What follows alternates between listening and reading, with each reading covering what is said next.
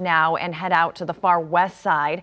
KENS 5 reporter Hannah Tita is live near 1604 in Culebra, where the strong winds have caused trouble there. Hannah? Yeah, a lot of trouble, Isis. Take a look at this side. It came crashing down.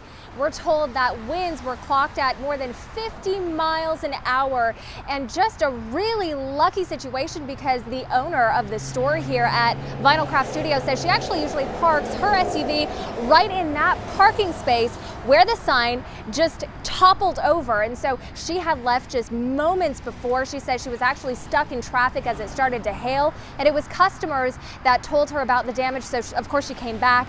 Right now you can see that the entire parking lot area over here is blocked off. They've got cones and tape.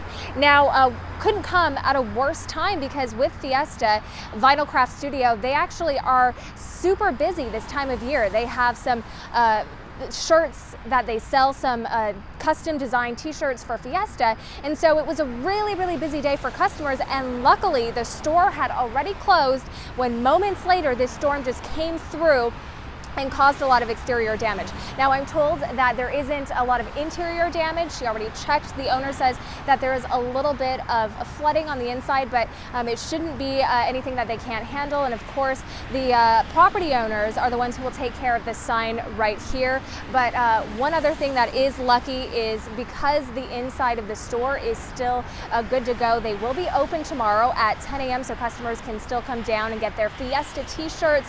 But just a really crazy storm here, and I actually talked to another business owner who saw the sign come down. She said it literally looked like a hurricane outside, and so it was just a really fast-moving storm that came through.